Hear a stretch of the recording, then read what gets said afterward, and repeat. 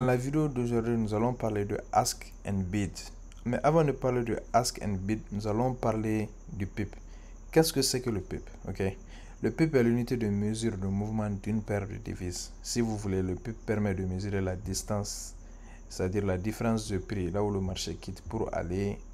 C'est cette mesure-là, on le fait avec le PIB. Avec le PIB, on a deux systèmes de cotation. On a le cotation à 4 digits et la cotation à 5 digits. Maintenant, si nous utilisons MetaTrader 4, chose que nous utilisons, nous allons plutôt nous focaliser sur la cotation de système à 4 digits. Maintenant, si vous regardez cet exemple à 1.4060, nous devons compter 4 zéros. Nous devons compter à partir du quatrième chiffre, après la virgule. Maintenant, si vous regardez le changement minimum, c'est 0,001. Et le 1 là, c'est ce qui identifie le PIB. Donc c'est comme ça qu'on, par exemple, si vous avez une paire, vous avez 1.4063. Maintenant, le PIB, ça allait faire 3 PIB parce que la fin c'est 3. Ici, le changement minimum est 0,001 et c'est ce que vous voyez ici. Maintenant, parlons maintenant de ask et de bid price. Ask, c'est toujours le prix d'achat. Bid, c'est le prix de vente. Et là, si vous regardez bien sur le marché financier, il y aura toujours une différence entre le prix d'achat et le prix de vente. Et c'est ce qu'on va appeler le spread. Le spread n'est autre chose que la différence entre le prix d'achat et le prix de vente. Généralement, si vous avez un bon broker, vous allez avoir pratiquement un pip spread ou bien 2 pips spread. Les bons brokers vont vous donner de petits spreads. Maintenant, les mauvais brokers vont vous donner de très larges spreads. Mais également aussi, durant les nouvelles économiques, il y aura beaucoup de volatilité, donc vous allez avoir d'énormes spreads. C'est la raison pour laquelle il faut éviter de trader sur les marchés quand il y a des informations économiques.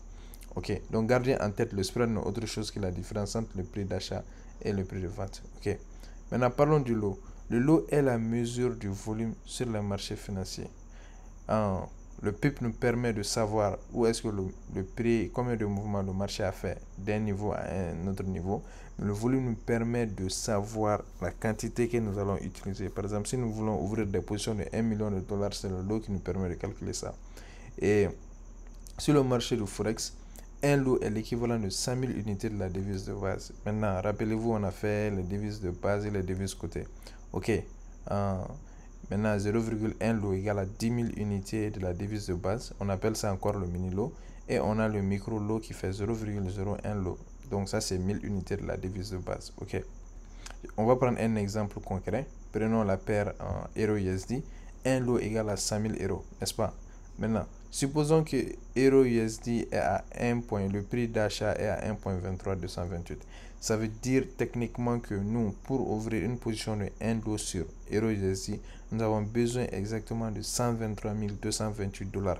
Pour ouvrir une position de 1 lot sur Euro-USD.